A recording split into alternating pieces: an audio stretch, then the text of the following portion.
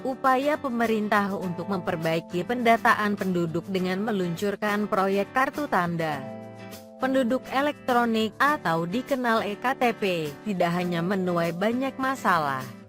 Besarnya nilai proyek ternyata mendorong orang-orang yang terlibat di dalamnya untuk meraup untung besar. Mega proyek EKTP direncanakan memakan senilai Rp6,9 triliun saat pertama kali diluncurkan.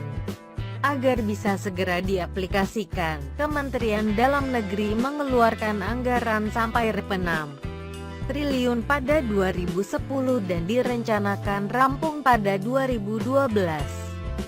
Proyek ini bisa dibilang sebagai langkah baru pemerintah dalam mengatasi beragam masalah identifikasi, apalagi sebelum EKTP diluncurkan muncul rangkaian kasus kejahatan yang menggunakan KTP palsu, data kembar dan pemilik kartu yang tidak sesuai identitas dalam KTP.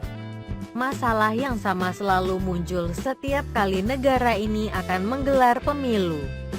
Sayangnya, meski bertajuk elektronik, namun EKTP belum teraplikasikan secara elektronik. Saat mendaftar ke rumah sakit, sekolah atau membuka rekening di bank, pemegang kartu masih diwajibkan untuk mendaftar secara manual dengan cara mengisi formulir. Program EKTP sendiri sebenarnya bukan barang baru di dunia. Banyak negara maju yang sudah menerapkan sistem ini sejak tahun 2000-an. Penggunaan kartu identitas elektronik di Eropa dimulai dari Belgia sekitar tahun 2000. Sejak saat itu, secara berangsur-angsur penggunaannya mulai dipakai banyak negara yang notabene anggota Uni Eropa. Pemilik kartu bisa menggunakan berbagai macam fasilitas yang disediakan pemerintah hanya dengan membawa kartu tersebut, mulai dari naik angkutan umum, pembayaran, pembukaan rekening baru di bank, hingga pelayanan kesehatan. Tidak hanya itu, pemegang kartu juga bisa menggunakan kartu identitas tersebut laksana paspor saat melakukan perjalanan ke sejumlah negara. Tentunya masih di sekitar Eropa dan beberapa negara di Timur Tengah, kecuali Rusia. Alhasil, pemilik kartu tidak perlu lagi melakukan pendaftaran dengan mengisi formulir baik ketika berada di rumah sakit, bank maupun aktivitas lainnya. Cukup dengan menyerahkan kartu untuk dibaca pada alat yang terpasang di kasir atau loket. Penggunanya tinggal menikmati layanan yang diberikan.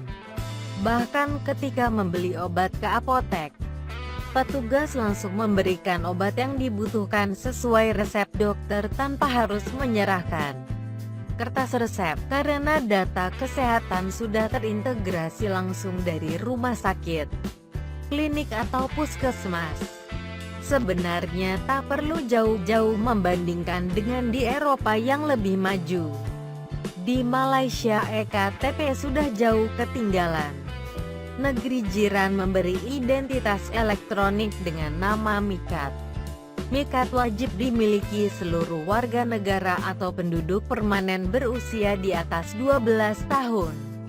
Jika EKTP hanya berfungsi sebagai kartu identitas untuk mengajukan aplikasi ke bank dan mengurus dokumen tertentu, MIKAT memiliki banyak fungsi, yakni sebagai lisensi berkendara, dokumen perjalanan, serta informasi kesehatan. Tak perlu repot-repot lagi mengurusi kartu ini itu. Bahkan, kartu ini bisa dipakai sebagai e-cash atau dompet elektrik dan terintegrasi langsung dengan anjungan tunai mandiri (ATM). Rencananya MIKAT juga akan dikembangkan sebagai kartu perjalanan buat para traveler dan bisa digunakan sebagai kartu pembayaran multiguna sebagai kartu kredit atau debit.